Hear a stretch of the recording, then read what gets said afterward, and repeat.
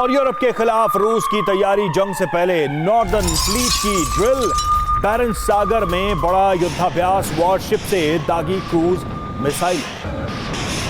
तो एक तरफ रूस की तैयारी तो यूरोपीय देशों के बीच भी यूक्रेन में सेना उतारने पर सहमति बन चुकी है।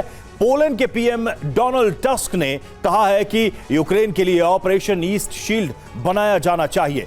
इसके तहत रूसी सीमा पर यूरोपीय फौज की तैनाती बढ़ाई जाए।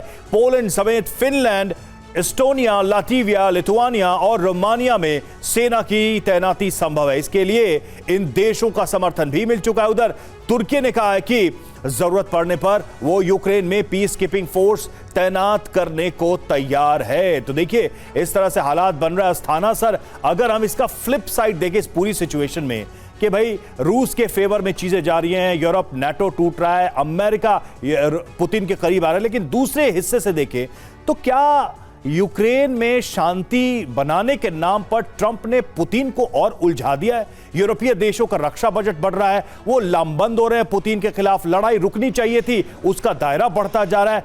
क्या इस पूरी स्थिति को ऐसे भी देखा जा सकता है तब जबकि खुद पुतिन ट्रंप पे कितना भरोसा करते हैं, ये कहना मुश्किल है। देखिए, अगर आप इस पूरी सिचुएशन को सामरिक तौर पर देखें तो प्रेसिडेंट ट्रंप का ये मानना है कि जब वो अपनी तरफ से वर्ल्ड को देखते हैं कि चीन सबसे बड़ा दुश्मन है और चीन और रूस से अमेरिका एक साथ नहीं डील कर सकता, इसलिए या तो रूस को अपनी तरफ करो या रूस के साथ कुछ ऐसे संबंध बनाओ ताकि रूस में एनर्जी वेस्ट ना की जाए। ये उनका बड़ा मानना है। अब जहाँ तक रूस का सवाल है, रूस का भी एम ये है कि अगर अमेरिका ने थोड़ा सा अपना सपोर्ट यूक्रेन को कम किया है तो इस मौके पे ज़्यादा से ज़्यादा बढ़त हासिल की जाए ताकि नेगोशिएशन टेबल पर उनको एडवांटेज हो।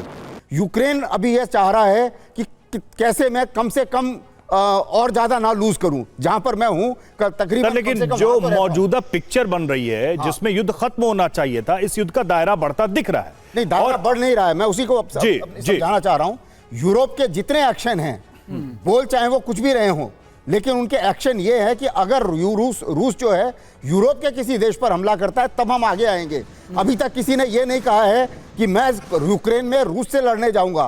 पीस कीपिंग सेना रूस ने पहले ही मना कर दिया था। तो पोलैंड के पीएम के बयान का क्या मतलब है? पोलैंड के पीएम का बयान का मतलब ये है कि अगर रूस का जो बढ़त है, अगर पोलैंड के ऊपर हमला होता है तो पोलैंड में वो सारी की सारी डिप्लॉयमेंट कर रहा है। तो अस्थाना सर, एक ये समझा जाए कि ये शायद एक पोस्टरिंग है डराने की, रूस को समझाने की कि अगर आपने दायरा बढ़ाया तो फिर हम भी रूस के ऊपर आ जाएंगे।